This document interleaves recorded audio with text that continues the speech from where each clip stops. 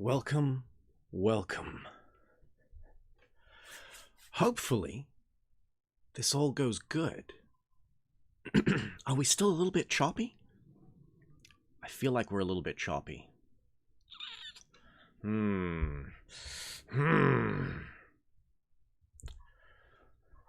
damn. Well, we'll see how it goes. We'll see how it goes. Camera already lagging. Fuck! God damn it.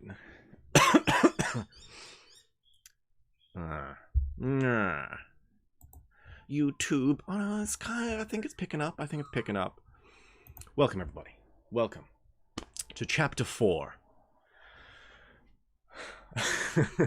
of Manly PP's Poo Poo Papa Secret Teachings of All Ages. That's right. Oh my god. I'm tripping. Let's just I feel like I'm also like watching this on my phone and the phone's like really lagging, but like also the computer desktop, it's kind of choppy. Oh no, it is saying not receiving YouTube is not receiving enough video. It's kind of going up and down. Well, we're just reading, so it's not like we're doing any gaming. Anyway, welcome all, Manly PP, Secret Teachings. It's the Atlantis chapter. If you want to help out these streams, do consider becoming a member. We've just started doing private secret streams, reading through Franz Barden's third book, The Key to True Kabbalah, doing a secret study group. If you want to become a member and help out the channel, do consider all of these esoteric bonuses that we get, or consider giving a one-time donation to help to keep the lights on, blah blah blah blah blah blah. Gotta get that bread. Let's go. Now, Big Hole, thank you for the $5. PP Big. Yes, it is. Also, Esoteric Programmer, thank you for becoming a psychotronic researcher. And welcome to everyone in the chat. Another guy, as we were saying, another guy. I'm just like, circle of inevitability. People say it starts off slow. I actually think it starts off appropriately at the same speed as a lot of mysteries, and then it picks up, and it actually gets really fast. Like, once he becomes Conspirer, it's like everything is like a breakneck pace, and then just like Volume 6, it just slows down, and it's just crippling me. I hate Volume 6 so much. It's all a dream, so and it's like, it's not real. But if you die in the dream, you die in real life. Yeah, it's cringe. It's fucking cringe. I hate it so much. I hate Volume 6. Anyway, sorry everyone. Just talking about light novels. Howdy Kimberly. Howdy Tyler. Howdy Ruben. Necro Dancer's in here. Hello Bob.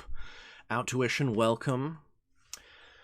And was that Ruben? Last week you picked the Tower card for me, but nothing dramatic happened, so I think the card must have simply referred to 9/11. Yeah, okay, yeah. Okay. I mean, it should just be changed, but yeah, if nothing happened, may have just been like the energy in the world tainting the divination. Can't wait for the secret stream at 5 a.m. I'll be awake, says Kimberly. Okay, yeah. I gotta find like some good times, but it's just, my life's kind of chock-a-block, and so I'm just like, you know what? I just wing it, just start it, and I'll pick it up and try and make it work. Parsa Persian, welcome to the stream, man.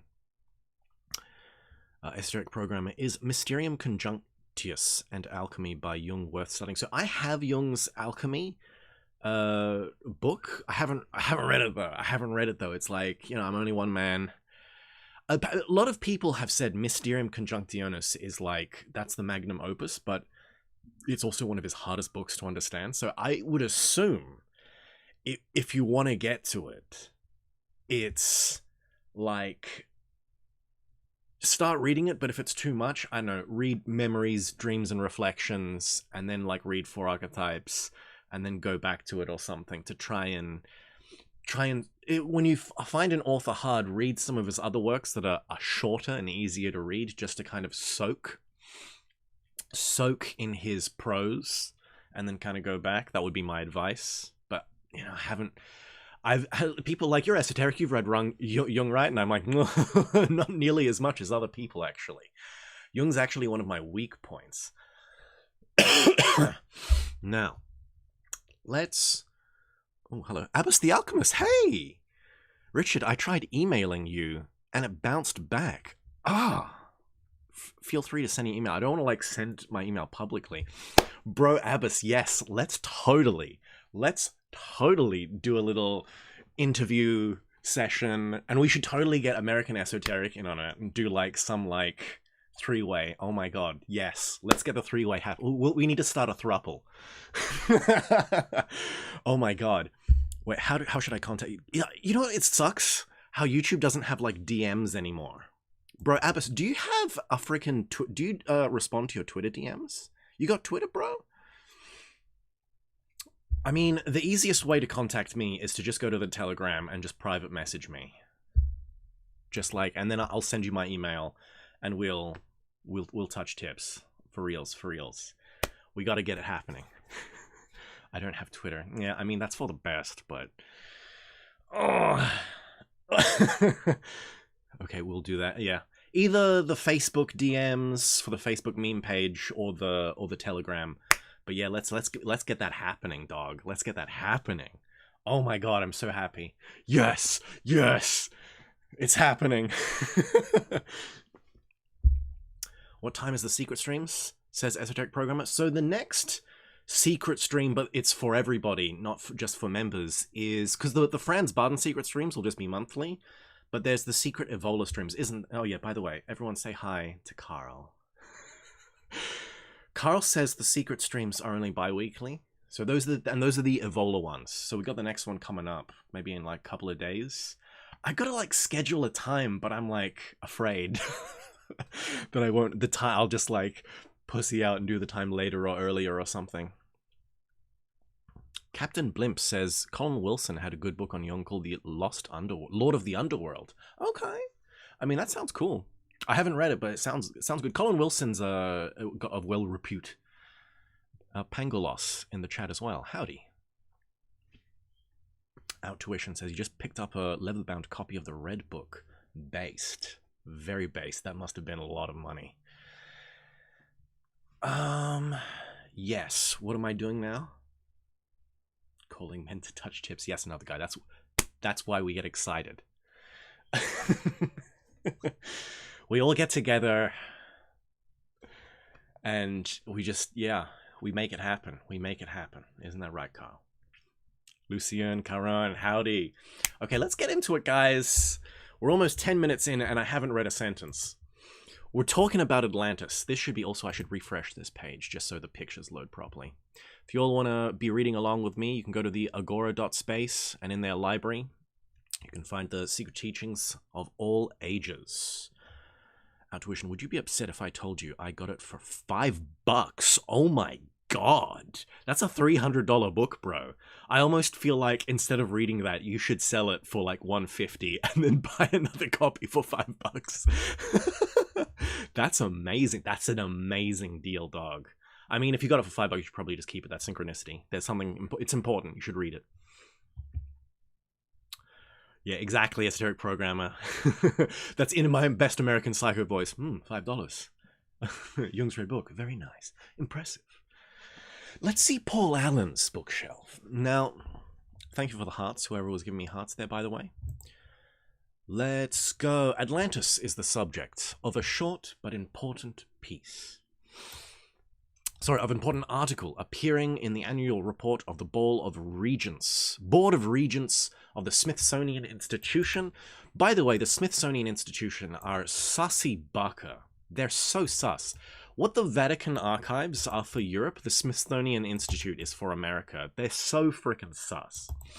For the year ending June 30th, 1915, the author M. Pierre Termier, a member of the Academy of Sciences and director of Service of the Geologic Chart of France, in 1912, derived a lecture on the Atlantean hypothesis, based, before the Institute Oceanographique.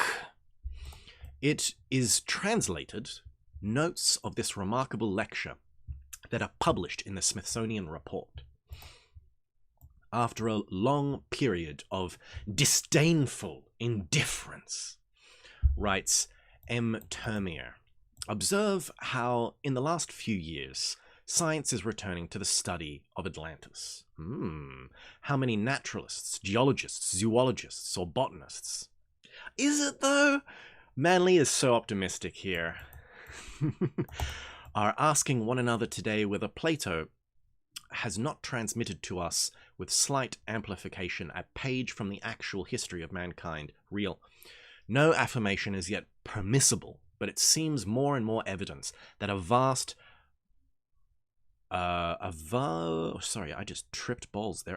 region, continental or made up of great islands, has collapsed west of the Pillars of Hercules, so west of Spain, otherwise called the Strait of Gibraltar, and that its collapse occurred in the not far distant past. Not far distant past, bro, in the distant past. Prehistory. In the very far distant past. In any event, the question of Atlantis is placed anew before men of science. And since I do not believe that it can ever be solved without the aid of oceanography, I have thought it natural to discuss it here. In this temple of maritime science, and to call to such a problem, long scorned but now being revived, the attention of oceanographers, as well as the attention of those who, through immersed in the tumult of cities, lend an ear to the distant murmur of the sea. Atlantis is the memory of the future, says Outtuition. Yes, very based. Time travelers from the future made Atlantis. Giorgiani speaks of this. In his lecture, M. Termier presents geologic, geographic, and zoologic data in substantiation of the Atlantis theory, figuratively draining the entire bed of the Atlantic Ocean. He considers the inequalities of its basin and cities' locations on a line from the Azores to Iceland, where dredging has brought lava to the surface from a depth of 3,000 meters. The volcanic nature of the islands now existing in the Atlantic Ocean corroborates Plato's statement that the Atlantean continent was destroyed by volcanic cataclysms. M. Termier also advances the conclusions of a young French zoologist, M. Louis Germain, all these French guys touching tips, who admitted the existence of an Atlantic continent connected with the Iberian Peninsula, with Mauritania and prolonged toward the south, so as to include some regions of desert climate. M. Termier concludes his lecture with a graphic picture of the engulfment of that continent. Atlantis is Atlanta, says Pangloss. I mean, I'm sure the Mormons would like that to be so. Lucerne asks, hey bro, does celebrating Christmas on the summer solstice in Australia fuck with us? Does having our holiday reset when sun peaks when we should be working mess with us? No. So here's the thing, the mysteries of Christmas are not seasonal, they're astrological. It comes from the pole star. So if you're looking, so when you look at those mysteries in the northern hemisphere, what are they about? It's when it's winter and everything has died and there's this withdrawing of nature into itself, and then there's a resurrection. I'm going to stretch it here, but if you look in the southern hemisphere in places like Australia, the summer times are so extreme that you still get this mystery played out, because, and I know there's a lot of European evergreens have been planted in Australia now, so it is quite green in the summer, but the natural state of Australia in summer is all the plants die. You know, the plants wither because it's so hot and dry, there's no water, so they, you know, it's time to go safe mode, and they preserve, you know, their water storage. They don't produce leaves, and everything withdraws and goes within itself to be resurrected in later seasons. Isn't that right, Carl? Isn't that right? Carl says this is true. And so it's that mystery of this withdrawal into the self and then the resurrection. So it's not really, because people are like, oh, Australia, Christmas in July. It's like, no, Christmas is not a mystery connected to the seasons. It's a mystery that's connected to the pole star. which is even more of a macrocosmic thing. So it flows in that way. So the dates should still be December. That's my take anyway. I'm sure some people will be like, actually, but that's my take.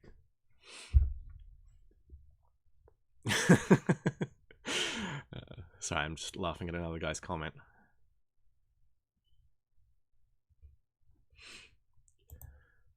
The description of the Atlantean civilization given by Plato in the Critias may be Critias summarized as follows.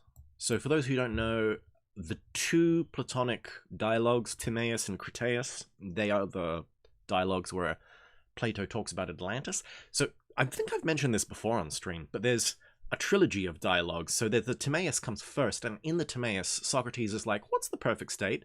And then someone stands up and says, it was Atlantis. And they're like, well, let's talk about this. But to talk about this, we have to talk about other things. And so he says there are three people who will speak. Timaeus will speak, Critias will speak, and then Hermocrates will speak. So Timaeus speaks in the Timaeus, and then the Timaeus ends, and it's like part two of the Timaeus is the Critias. And in the Critias, he then talks about Atlantis, and this everything we know about Atlantis actually comes from the Critias. The problem is the Critias is technically a lost work. It's either half finished or it's incomplete. It just cuts off mid-sentence. And then but the whole thing is this implication isn't just that there's the Critias, but there's supposed to be a secret third dialogue called the Hermocrates. And we just have nothing on that. So there's a secret third missing dialogue, which may have had not just more stuff on Atlantis like the Critias, but it would have capped off the Timaeus and the Atlantis and had even more things. Like, what was he gonna talk about? Who knows? Big mystery, big PP mystery to do with, like, lost Platonic dialogues.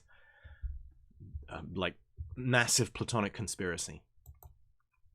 Anyway, in the first ages, the gods divided the earth among themselves, proportioning it according to their respective dignities. Each became the peculiar deity of his own allotment. So this is what do you call it? Gods via geography. You worship a god in a place, and then when you move to another place, you go to that temple and you respect that god of that region.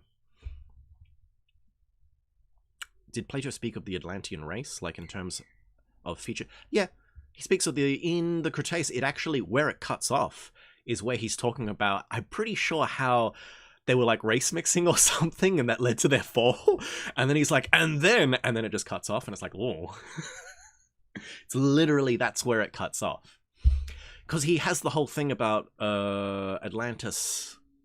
It's Atlas, the sons and daughters of Atlas, and then they mixed with women, and then the next race mixed with more earthly women, and then more earthly women, and then it's all because of women. Oh, and actually, it's been a while since I've read the Critias, but there's this whole little kind of shtick of, it's not because of women, sorry, it's just the divine blood got more and more divided or diluted, and this led to in part catastrophe. But the whole dialogue is also a trust me bro story, because the whole dialogue is also not Critias saying this is something I learned. It's my uncle learnt this from a guy who went to Egypt, and the guy in Egypt met an Egyptian sage who said he heard this story. And so it's like, it's a massive trust me bro, like source trust me bro story. But according to Plato, according to Egyptian sages, the Egyptian sages say that you Athenians have forgotten your own history because it was you guys who fought the Atlanteans. And the Atlanteans did this, they were dicks because of this, this, and this. And this is how they're blah, blah, blah. And, you know, and that's how the dialogue kind of progresses. Own allotment, and established therein temples to himself. Ordained a priestcraft and instituted a system of sacrifice. To Poseidon was given the sea and the continent of Atlantis. In the midst of this, of the island was a mountain, which was the dwelling place of 3 earth-born primitive human beings. Evenor, sounds very elvish. His wife, Leucippe, and their only daughter, Cleito. The maiden was very beautiful, and after the sudden death of her parents, she was wooed by Poseidon, who begat by her 5 pairs of male children. Poseidon appointed his continent among these 10, and Atlas, the eldest, he made overlord of the other 9. Okay, so there's Atlas. So is this Atlas the god, or is this just happens to be a guy named Atlas? Maybe that's why I was tripping. Overlord over the other 9. Poseidon further called the country Atlantis, and the surrounding sea the Atlantic, in honor Atlantis, Atlantic of Atlas. Before the birth of his 10 sons, Poseidon divided the continent and the coastwise sea into concentric zones of land and water, which were as perfect as though turned upon a lathe. 2 zones of land and 3 of water surrounded the central island, which Poseidon caused to be irrigated with 2 springs of water, one warm and the other cold. Necrodancer. Thank you for the $10, Necrodancer. Christmas is about harvesting vril energy from the Aurora Borealis. Based. Aura farming real. We harvest the Christmas spirit and offer it to Odin to power his flying war chariot. Yeah, I get. Yeah. Is it Odin who does the night hunt? The night hunt, the mythical night hunt. It's Odin on the chariot, or is it like just another guy? Odin also takes our booze. I thought Odin gave us booze. Didn't he give us booze and poetry?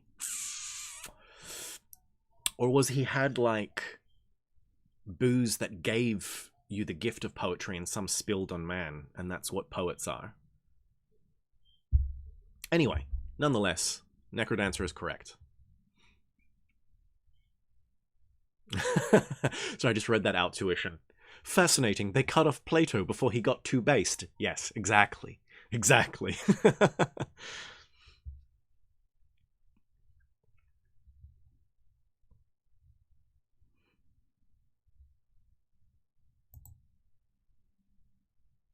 Now, where did I get up to?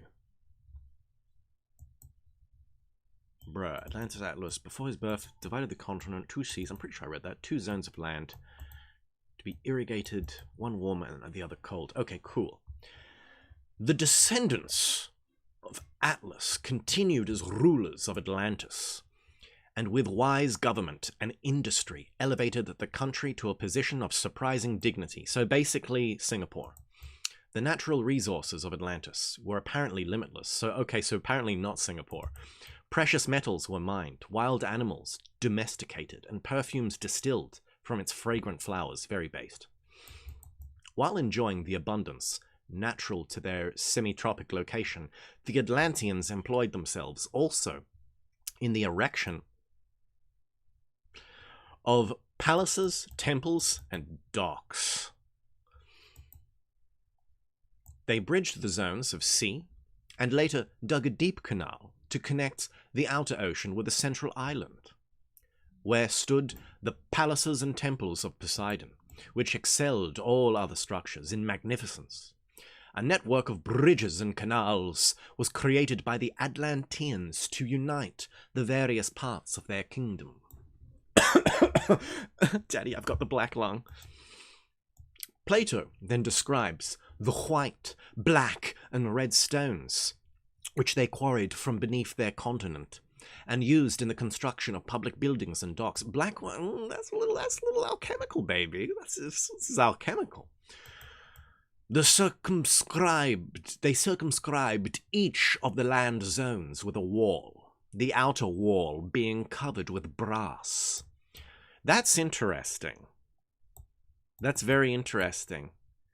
I'll tell you why in a minute. The middle with tin, and the inner which encompassed the citadel with orichalcum. Okay. Interesting. The citadel, I need to like reread the Critias because I feel like that's a little different from what I remember. Brass kind of tacky. Yeah, I swear it was like gold and then a metal that was more closer to like black or obsidian or something. And then it was orichalco or silver, gold, and orichalco, which was supposed to be like this pinkish gold color. Orichalcium But the whole thing is there's a conspiracy with, is orichalcum like a secret metal that doesn't exist anymore? Or is orichalcum like a mistranslation of brass? That's why I was like, he mentions brass there, and I'm like, But anyway, leave that aside. I gotta like relook that up. In its center, surrounded by a wall of gold, and there's the gold, that's what I remembered, was a sanctuary dedicated to Cleto and Poseidon.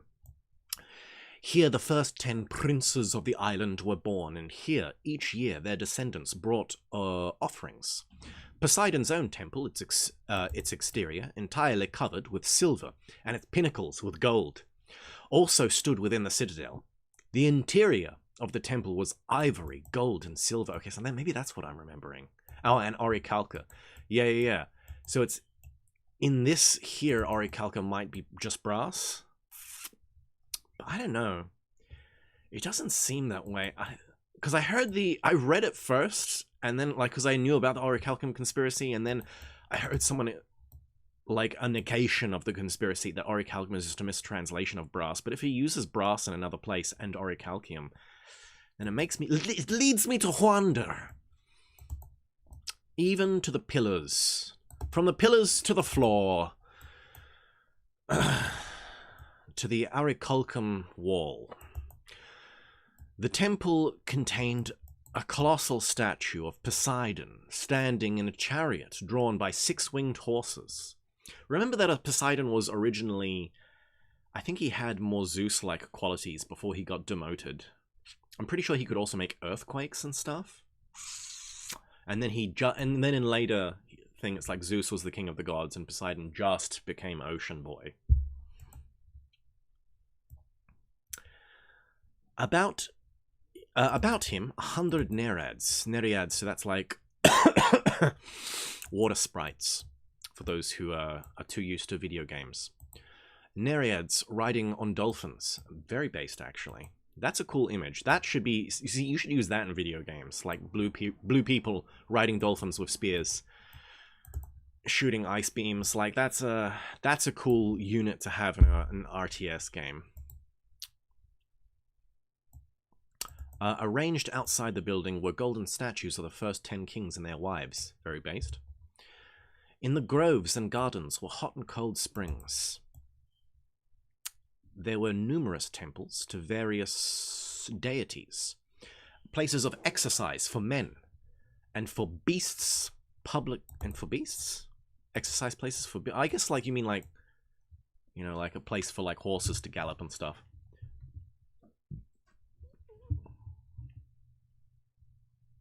Public baths.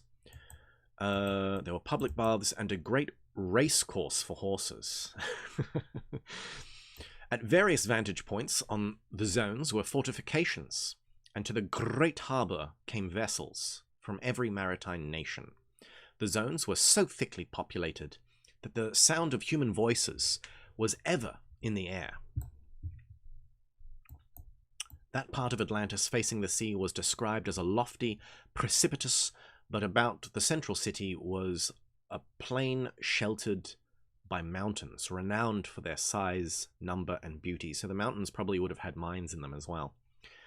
The plain yielded 2 crops each year, in the winter being watered by the rains, and in the summer by immense irrigation canals, which were also used for transportation.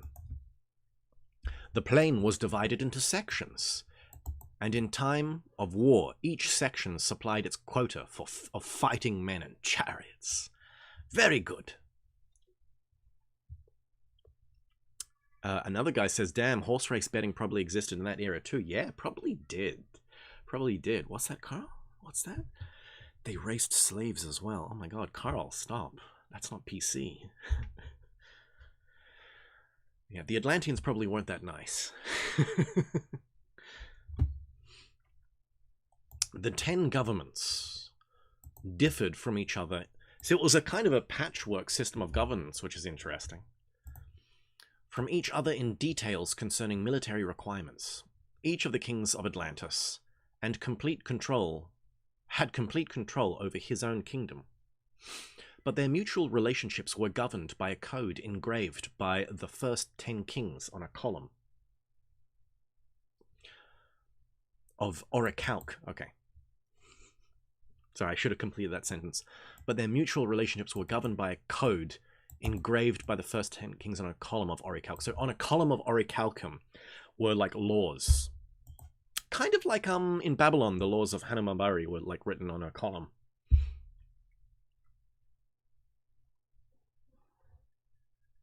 What's that? Necrodancer bone has been used to add carbon to swords for strength. Oh! And also brass. As the calcium for the orichalcum. I don't know about that linguistic wordplay there, but sounds legit. Standing in the Temple of Poseidon. So yeah, sorry, that pillar with the laws, mutual laws, was in the Temple of Poseidon. Oh, Scouse. Welcome, Scouse. Wiki states orichalcum is an alloy of copper and zinc.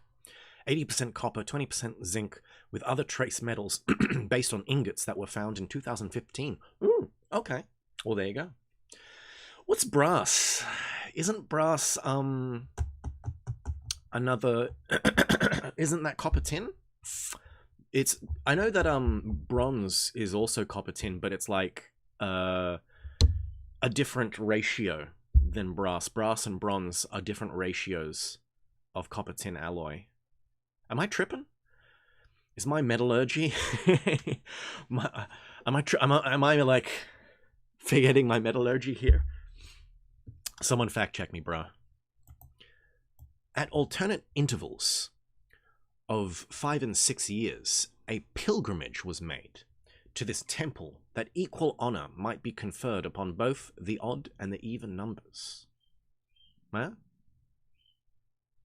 Here, with appropriate sacrifice, each king renewed his oath of loyalty upon the sacred inscription. You see, this is what politicians should do. They must swear a blood oath.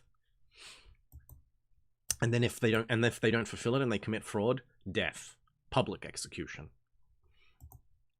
Here also, you see, that would fix, I think that would fix a large amount of administrational corruption in political systems. Because it's like, look, no one likes the death penalty. But if you're going to have the death penalty, you need to have the death penalty for politicians that commit fraud. Because otherwise, if you have the death penalty, then the government just goes like, oh, that journalist, that journalist that made a negative review of our, of our political opinions. It looks like we found CP on his Windows 95 computer. 11 terabytes on his 12 gigabyte hard drive, Windows 95 computer. Sentence him to death immediately. But it's like, if you also make it that politicians that commit fraud get sentenced to public execution, that balances the playing field a little bit. I am pro-death penalty in that case. Other than that, having the death penalty does sometimes make it a little sussy bucker for different branches of the government to get rid of people that they don't like. Now, where the hell am I? I completely forgot. Poseidon's temple. Alternative... Yeah, that's right. Sacrifice. Each king's renewed his oath of loyalty. Yeah. Politicians should make an oath of loyalty. I guess they do that in the Bible, but if they violate their oath, they should die. That's what I mean. Here also, the kings donned azure robes and sat in judgment. At daybreak, they wrote their sentences upon a golden tablet and deposited them with their robes as memorials. The chief laws of the Atlantean kings were that they should not take up arms against each other, and that they should come to the assistance of any of their number who was attacked. So this is a classic one. Panglows asks, what are Carl's politics? That is Carl's politics. That's what he whispers to me. He's like, death to the ruling class. Restore the kings. Carl is an absolute monarchist. I'm more of an archaeofuturist, because I just think, there's no way we can go back, but we make our peace somewhere in the middle. Bronze is copper and tin, says Scouse. Brass is copper and zinc. So brass is copper and zinc. Okay, so I was tripping. Thank you for confirmation. Wait. Brass says Brass is copper and zinc, and then he says brass is copper and tin. Oh no, brass, copper and zinc, bronze, copper and zinc. Sorry, I misread Scouse. Thank you, Scouse, for confirming. Scouse confirmed. Brass is copper and zinc alloy. Bronze is copper and tin. And orichalcum is just a specific alloy of brass, just mixed with other stuff. Sorry, there's a giant freaking bug on my wall. Let me just fucking... I just saw it before, like, just crawl up, and I'm like, oh, fuck. Just 1 second. Oh, that's what you get. That's what you get. Death. I sentenced that bug to death. That was my blood sacrifice for this stream. Nulu says Carl is a groiper. Are groipers absolute monarchists? I guess I know they're Catholics. I don't really watch Nick or follow Nick at all, so I only know that groipers. That's all I know about groipers. Bug in Australia equal boss in Bloodborne. Yeah, it had a freaking mana bar. That's why I was like, Jesus Christ. Carl is a groiper? Really? Are you a groiper, Carl? Carl says no. So maybe he gets his politics from somewhere else. Esoteric Programmer says, I read Initiates of Flame. Any opinion on Ark of the Covenant? Not a big... I think, sorry. Oh yeah, by the way, guys, Carl is actually Orthodox, so I don't know if they fit in with the groipers.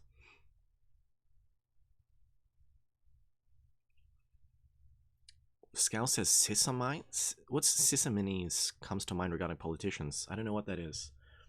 Gigacat says they're good Catholic boys. Those are the...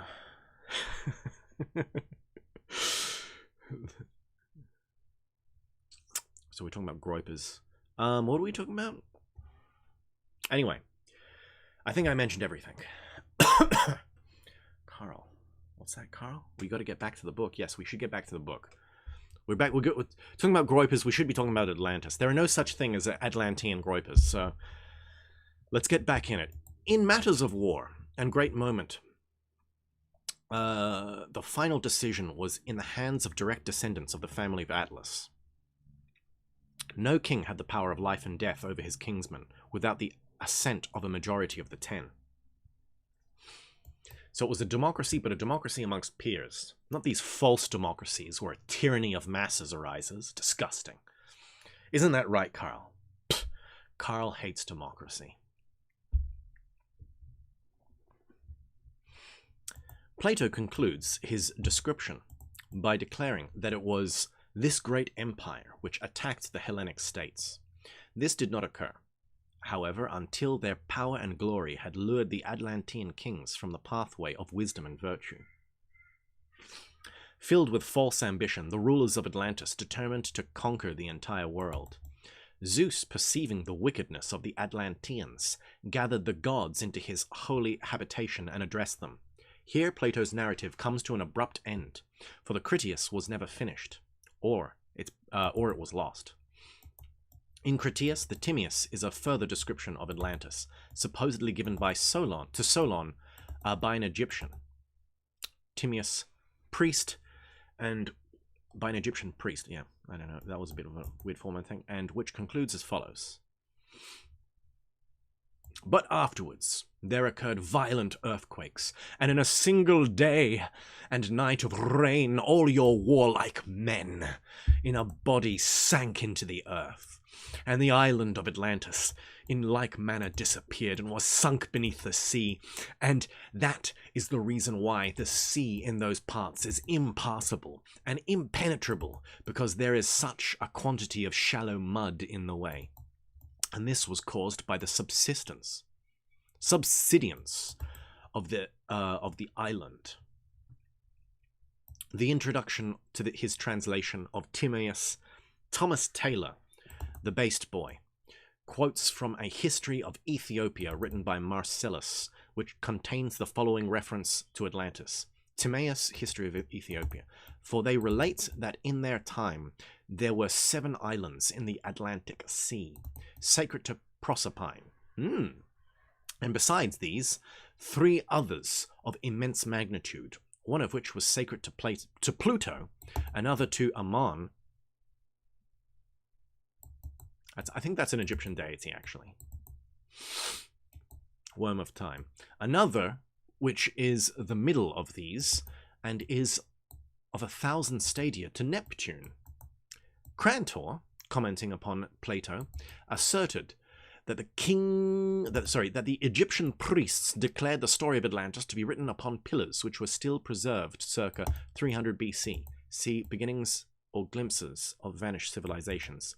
Ignatius Donnelly, who gave the subject of Atlantis profound study, believed that horses were first domesticated by the Atlanteans, for which reason they have always been considered perfectly sacred to Poseidon. Very interesting indeed.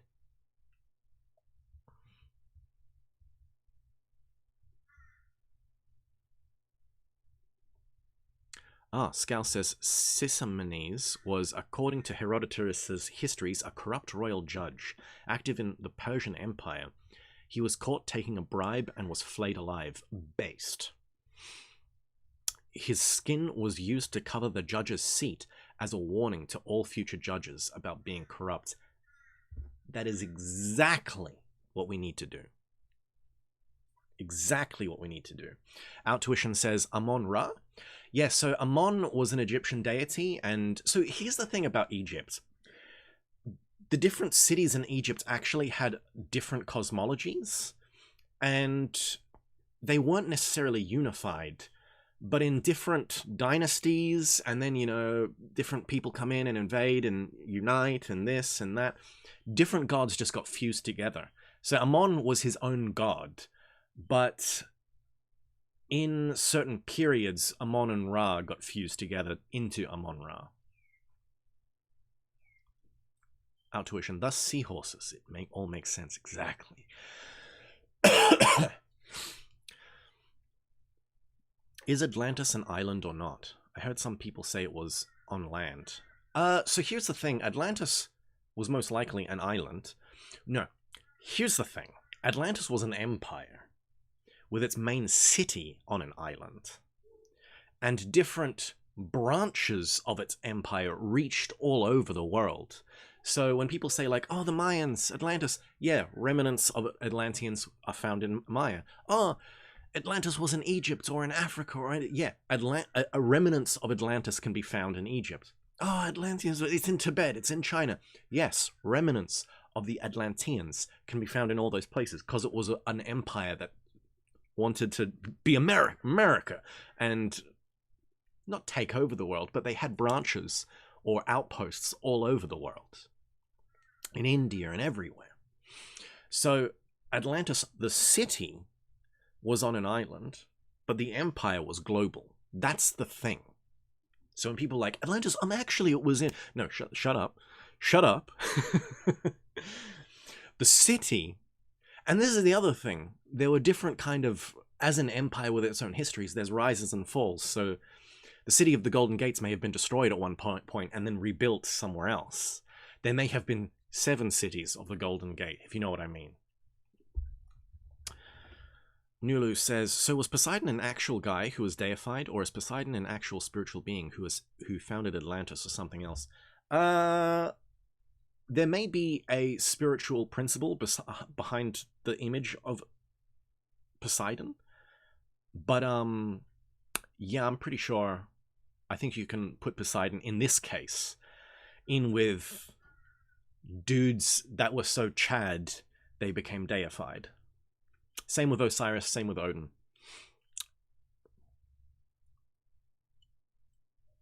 Scouse, Atlantis was a spaceship. I saw it in a documentary a few years ago called Stargate Atlantis. I really want to...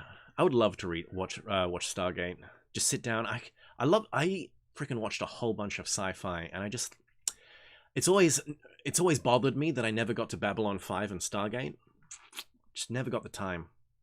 But man, I watched like all of the Star Treks. Bruh. All four Star Treks, all... Bruh, I'm forgetting it all now. All of Farscape. Farscape was so good, man. I watched Blake 7 as well. That was gold. That was classic Silver Age sci-fi. Blake 7 was amazing.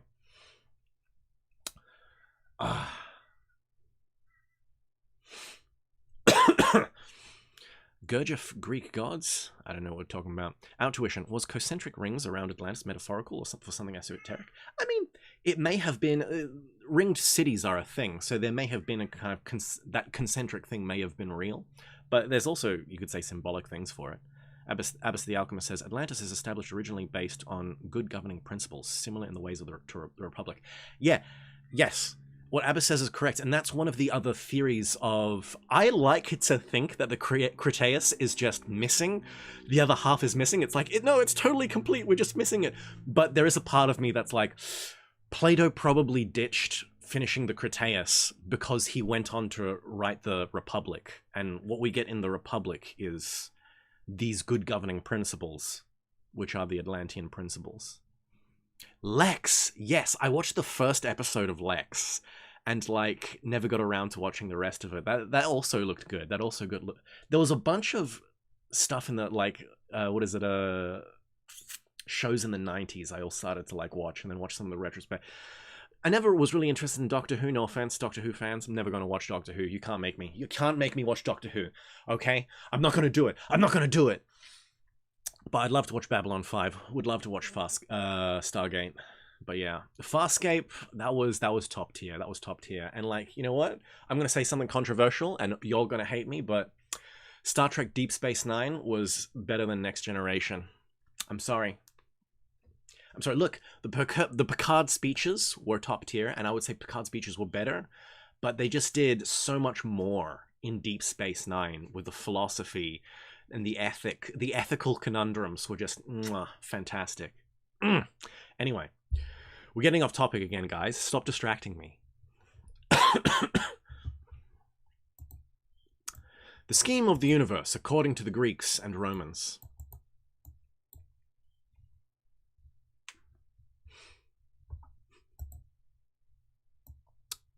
Oh, Outtuition says, I'd die before I ever say Daleks or anything other than goofy. Funnily enough, the guy who invented Daleks is the guy who created Blake 7. Blake 7 is based, by the way. So good. Does everyone know what Blake 7 is? Let me just give you a cold call on like the story of Blake 7. So there's this guy called Blake. And basically, he is like kind of wandering around, and then he meets with his friend, and his friend is like, bro, here's what you gotta do. Don't drink or eat anything. Fast for 3 days, and then meet me here. And then he does it. And then he meets his like friend in 3 days and is like, oh yeah, so what's going on? And why do I feel weird? And then his friend introduces him to this underground rebellion. And it's like, turns out that the government is corrupt and they're actually drugging everyone's food and drink. That's why he had to fast for 3 days to make sure that it kind of worn off so he's not passive anymore.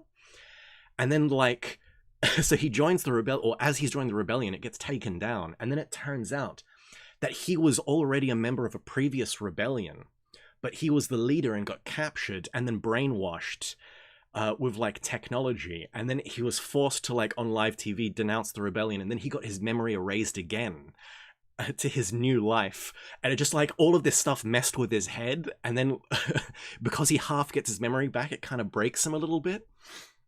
But he becomes too dangerous.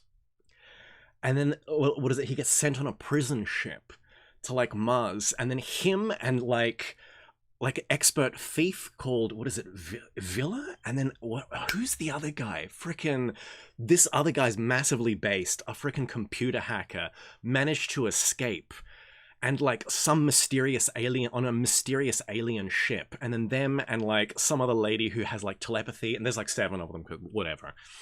And they basically become like rebels fighting against the Federation. And it's just like, it's so based. But it's like seasons 1 and 2 are kind of a build up to the end of like, the end of season 2 has like such a good plot twist. It's like actually epic. And it's so like, if you don't like Silver Age, sci-fi, you're going to be like, oh God, this is terrible. But if you like the corniness of Silver Age, sci-fi, it's so good. Oh, it's so good. Enigma. You previously said you call yourself a Gnostic. Why not call yourself a Christian, since the early Gnostics just called themselves Christians? I like to use the name Christian Hermeticist. So, you know what? Hermetic Christianity is based. The problem is it's just like Christianity just is a loaded label, because it's like, if you're a Christian, you accept the Nicene Creed to some degree. And I don't do that. I don't do that. So I'm already heretical. And it's like Jesus-based, but it's like, it's more, my actual stance is more perennialist. But instead of the center of my perennialism being some eternal principle within the metaphysical world, it's a phenomenological consciousness-based center itself.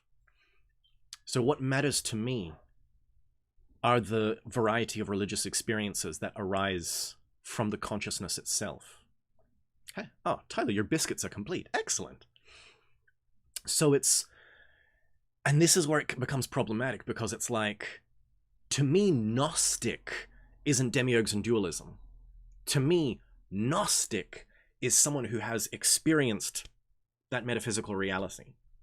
Or, you know, this is just it. It's, you can gain knowledge through your senses, you can gain knowledge a priori through deduction, through your mind, but then there's a secret third way to get knowledge. As Iamblichus would say, through illumination, theurgy, intuition, magic, whatever you want to call it. And it's not that that third one is better than the rest, but it's like, by using the trilogy, you actually get something. You actually build an understanding within you that changes your being itself. It is knowledge that is also creates a transfiguration within the person.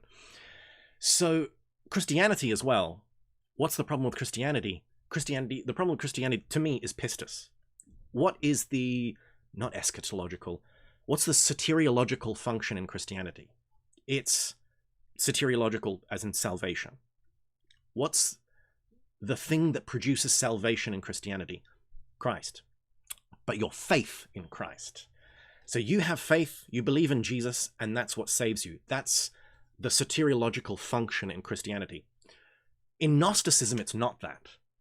In Gnosticism, oh, demiurge and dualism. No.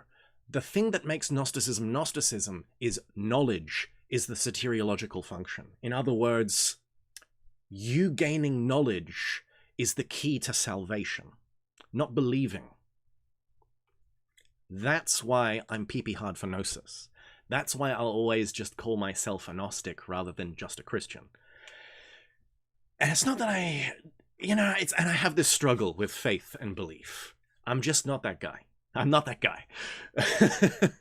So I'll always lean more towards, if I ever use the Christian label, it'll at least be Gnostic Christian. But I kind of can't, it's just, I'm not that guy. I'm not that guy.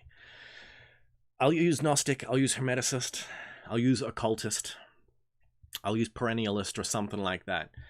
But it just doesn't, Christian just doesn't fit. And it's one of those things, look, there's even some evidence to say the Gnostics, or those cults, to a degree predated Christianity. And it's just that Jesus came along and they were like, hey, this guy's cool, and adopted him. I.e., there are some Gnostic cults like the Carpocratians, who have a statue of Jesus, and also a statue of like Plato. And then, when you look at the Nag Hammadi, when you look at the literature found in Nag Hammadi, you've got like, Hypostasis of the Archons, you got Apocryphon of John, you got Stele of Seth, you got Gospels of Thomas, but then you got like Plato's Republic and a bunch of Hermetic texts. I think Hermeticism was also a very small, the true Hermetic people were kind of a very small sect as well. And combine that with Neoplatonism. What's Neoplatonism? We think it's one thing. No, the Neoplatonists themselves had a huge division, were very different, had very different ideas. And I think specifically Iamblichian Neoplatonism, Hermeticism, like, the Discourse of the Eighth and the Ninth, that kind of Hermeticism, and then Gnosticism, or at least some forms of Gnosticism, were actually different expressions of one thing. And that thing is what, when I read it, my heart goes, When I read it, my mind, it just fits. It all just... I recommend the playlist Esoteric Christianity by the channel Telios Meditation. I resent and despise mainstream Christian institutions too, but I still use Christ's symbol as an esotericist. I mean, I think I'm just kind of infected by like Steiner a little bit, where he kind of demotes Christ to just the Logos. And it's... But yeah, look, Christ, Chrism, the Anointed One, the Christ is something that is incarnated. Christ is that energy that descends. There is something within us that ascends, that can crystallize, that Valentin Tomberg and Meditations of the Tarot. And then there's the path of radiance, the thing that can come down. But it's like, I'm crystallization. I'm on the I like crystallization better, bro. I get it. I'll look it up. I'll look it up, Enigma. I'll look it up. But that's where I stand in that. That's where I am at the moment. Now, I've just been on this for like the last friggin' amazing amount of time. Not even halfway through. Just jorking it. How about I'll read this paragraph, and then maybe we'll have some time before the end of stream. By ascending successively through the fiery spheres of Hades, the spheres of water, earth, and air, and the heavens of the moon, the plane of Mercury is reached. Above Mercury are the planes of Venus, the Sun, Mars, Jupiter, and Saturn. So this is the old geocentric view. The latter containing the symbols of the zodiacal constellations. So beyond Saturn is the heaven of the fixed stars. Above the arc of heavens, Saturn is the dwelling place of the different powers controlling the universe. The Supreme Council of the Gods is composed of 12 deities, 6 male and 6 female, so that they can bang, which correspond to the positive and negative signs of the zodiac. The 6 gods are Jupiter, Vulcan, Apollo, Mars, Neptune, Mercury, and the 6 goddesses are Juno, Ceres, Vesta, Minerva, Venus, and Diana. Jupiter rides his eagle as the symbol of his sovereignty over the world, and Juno is seated upon a peacock. Oh, I didn't know that. That's interesting. Juno rides a peacock, the proper symbol of her haughtiness and glory. Very good. Very good. Prime Richard would be doing 3 to 4 hour live streams. I don't know, man. I don't think I got the time in my personal life. We did a couple of like 2-hour ones in the old Gurdjieff streams, but those just killed me, dog. Those just killed me. And I think my wife was also like, bruh. Yeah. Surf, hey! Is peacock hermetic? Yes, it is. Very hermetic. Very alchemical. Enigma. Valid Stillman. I am a perennialist too, not a proselytizing ideologue. The Christ myth is just wickedly powerful among the other ones. We're climbing the same mountain at the end of the day. Yeah, look. Here's my other thing about Christianity. I love how Christianity has an Egyptian theology, a Neoplatonic philosophical backbone, a lot of Mithraic symbolism, and a lot of the story arc of the main prophet is a cognate with the life of Apollonius of Tyana, the Neo-Pythagorean. So to me, Christianity is a synthesis already of Indo-European religions, myths, and philosophies. So I see it as almost barely Abrahamic in some contexts. So, yeah. It's like, once again, I'm not rejecting it. I'm like, yeah, it's cool. It's just not primary. It's just not primary to me. Surf says, sorry, I was mid-bardening stream and missed most of this one. Oh, no problem, bro. No problem, bro. By the way, you know, in the middle of that Barden stream, how I'm like, I think there's some people having a fight outside. Apparently, the lady down the street, there's this like massive redneck lady who's like just lives in this house, hoarder, rats everywhere, and apparently they like kicked her out like a week ago or something. The like landlord had some weird deal with her and then it broke down.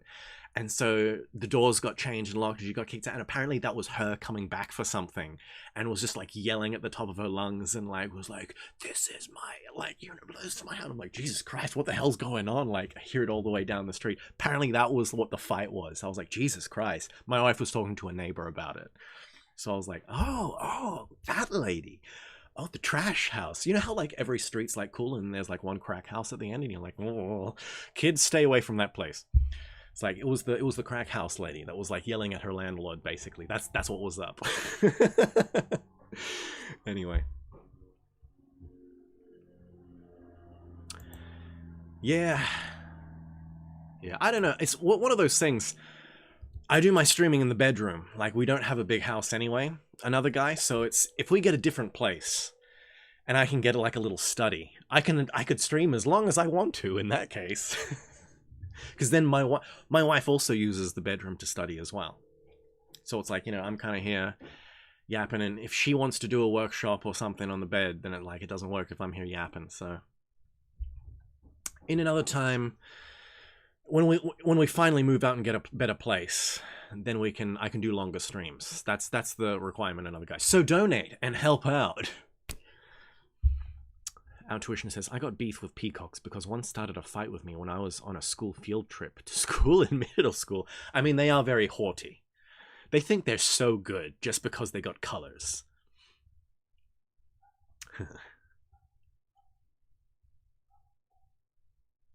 One day you will have an esoteric mansion. Trust. I want to believe. One day I want to buy, you know that guy on, is it on like on YouTube where he does comparing castles in Europe to apartments in Canada or something, or like apartments in New York, and it's just like, bro, one day I want to just buy a castle and just live in there, bro, and I'll do my streams from there, like castle in Italy, and then all you guys can come along. That's what we gotta do, for real. That's what we gotta do. Oh, hell yeah. Thanks, Tyler. Thanks for the 20. Esoteric Streaming Room Fund initiated. Dedicated streaming chamber. Exactly. Dedicated streaming chamber in the Esoteric Temple Mansion. That's exactly what Carl needs. Exactly what Carl needs. That would be very based.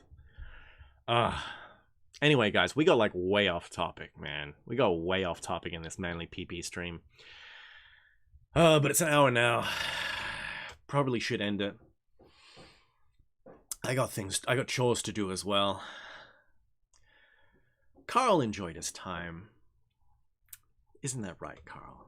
Yeah. Would that make Yazidis gay? No, they just worship a gay guy. That's all. The peacock god.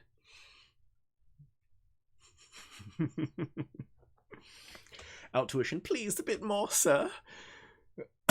You're Oliver twisting me into a couple more paragraphs.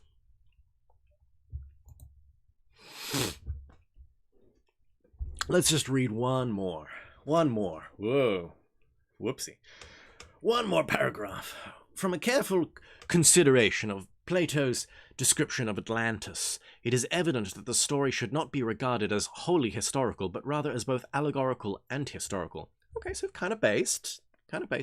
Plato's being, he's not, I like it how manly, he's not just ditching it into allegory and not just ditching into historical, he's gone both. So Origen, okay, that's interesting. Porphyry, Proclus, Iamblichus, and Cyrenius realized that the story concealed a profound historical mystery. And this is a good point to point out as well. People nowadays who are just like, Plato's story was just a narrative. And then they'll say something like, no one believed it was real until Ignatius Donnelly like made it up in the 18th century or something. And it's like, no.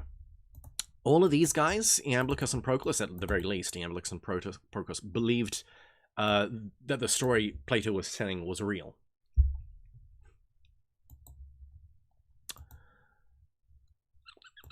Concealed a profound philosophical mystery, but they disregarded as to the actual interpretation. Plato's Atlantis symbolizes the threefold nature of both the universe and the human body.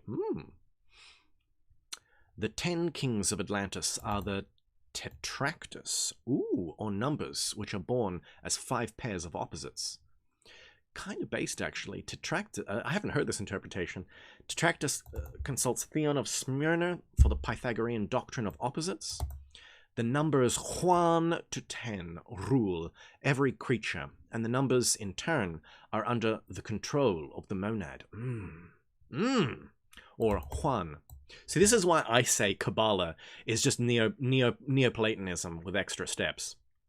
Because it's like all the spheres, and then there's Keter, the monad, controlling them all. It's like, yeah, it's just, bruh. Why are you doing Kabbalah? Just study Neoplatonism.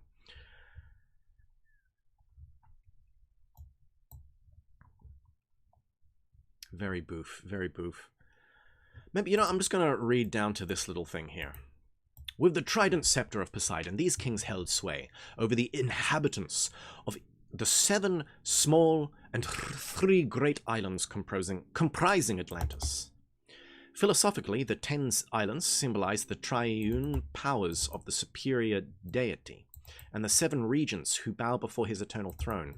If Atlantis be considered as the archetypal sphere, then its immersion signifies the descent of rational, organized consciousness into the illusory, impermanent realm of irrational mortal ignorance. Sad face. Both the sinking of Atlantis and the biblical story of the fall of man signify spiritual involution, a prerequisite to conscious evolution. Think of what we lost. Think of what was lost in Atlantis, guys. Neoplatonism got occultist practices. Unfortunately, this is the thing. The occultist practices is theurgy, but we've lost a lot of it. But then when people are trying to regain it, regrasp it, not restructure it. What's it called? Reconstruct it. And that's what I think Abbas the Alchemist is doing. Hence, everyone go to Abbas the Alchemist. Everybody go and subscribe to Abbas the Alchemist because he's the most based neo-theurgist nowadays. You got to check out his vids on theurgy. They're the best. In the same way that like American Esoteric has all these like vids on Hermes, and they're just mwah. He's like got this like his Hermes videos are like the best. Abbas the Alchemist's theurgy videos are just like next level, top tier. You gotta love it. Our tuition, never forget what they took from us. QT Atlantean, exactly. Never forget what we lost.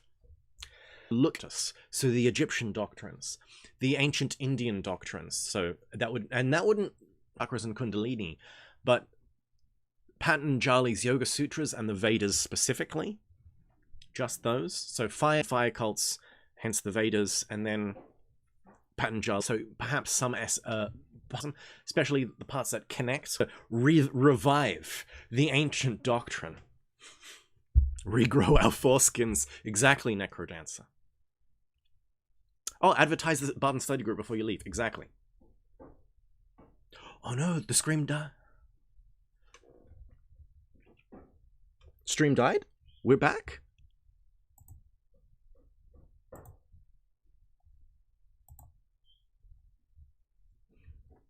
Looks like the stream is dying, guys.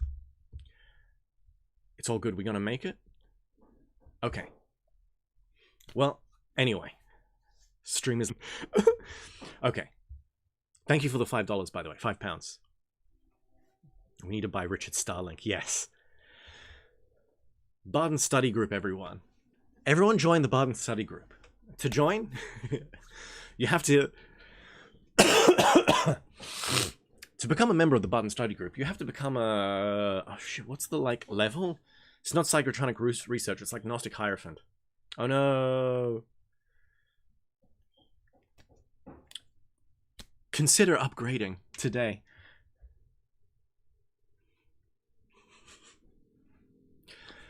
Consider rendering your shekels and becoming a Gnostic Hierophant or higher. If you gain access to the secret Telegram chat group, you and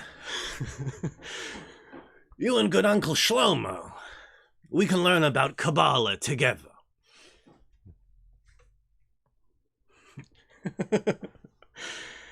Everyone become a member, and our peepees can touch in the ether. Thank you, Tyler. And I think we just got to end it there, guys. We're dying here. We're dying. Goodbye, everybody. I'll see y'all next week. Thank you so much. Thank you. Thank you for all the bits. Thank you for all the help. Hey, our tuition. Became psychotronic researcher. Thank you so much, everybody. I'll see y'all next week. Resident Evil 4 merchant voice activated. Goodbye. Say goodbye to Carl as well. Mwah.